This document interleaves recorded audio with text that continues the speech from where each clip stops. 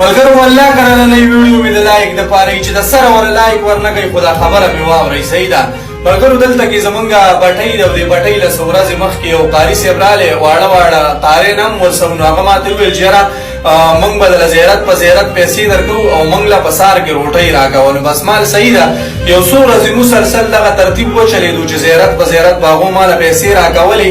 نو بیا په منځ کې داسې پیسه رااله چې په هفته کې به 3 ورځې راتلل باقي به نه راتلل. نو نن هغه ماشومان را نو بیا به روټو پسې نو ما ورته وویل چې لکه نور کلی د کوم ځای نه وړئ نو بس د هغه ځای نه وړئ که یا حصه مې د دې ځای نه وړئ یا یې د هغه ځای نه وړئ پوه شوې. نو هغه ومال چې لکه مطلب ما څه بیا حساب هم نه او نه په حساب پوهېږم نو چې د چېرته نه روټۍ د باقي ورځې وړئ د هغه ځای نه وسمړئ. نو هغه ماته وویل چې موږ خو د بل چېرته نه روټۍ نه وړو. نو مال ولې تاسو نار ګرځئ پوه شوې تاسو څه کوئ وایي چې موږ د قارین وایي چې یاره دا 3 ورځې ګزاره کوئ موږ تش چیس کو. نو مال ولې وایي د هغو سره پیسې ني که نه قسم دی د هغونې مې زیګ زیګ شو چې دا خبره مې واورېده. ملګرو زما خو نور وس نه کېدو خو مال چې په سهار کې تاسو څومره روټۍ لګي که نه نو مال بس د بټۍ نه وړئ صحیح ده بس 1 روپۍ ماله مه راکوئ. خو ملګرو تاسو ته ویم او انسان د باندې دراړم کو چرته خپلې پیسې په ځي باندې لګول غواړئ صحیح ده او کو چرته د پوسټنې دپاره لګول غواړئ نو بیا لاړ شئ متصرینو له 2000 روپۍ ورکوئ او 200 ورڅه تصویران وباسئ صحیح ده. که چرته د الله د رضا دپاره کار کوئ او الله له قرض ورکوئ که نه نو والله د دې نه بل ښه ځای نشته دی صحیح ده. نو چې څوک هم د دې کسانو سره مرسته کول غواړي په کمنټس کې ماته خپل نمبر را سینډ کوئ زه به درسره رابطه کوم بیا به دله یا زه خپل یا د هغه قاري نمبر در کوم. والله د قاري د دې نه دی خبر او نه دې زه خبر یم چې مدرسې په کوم ځای کې ده صحیح ده خو مطلب قارین زما خواله راځي دلته که نه.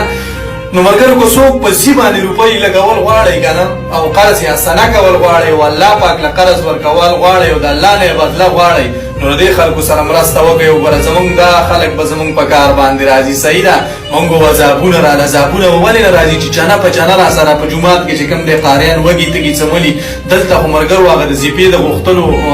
پیسه هم نشته دی چې مطلب مخ په کلو کې به خلکو زیپې غواړي دلته خو هغه سیسټم نشته دی بس د خپل جب نه مار سکې صحیح ده. نو هغه دومره نن مجبوره دي چې د هغو سره سار د چې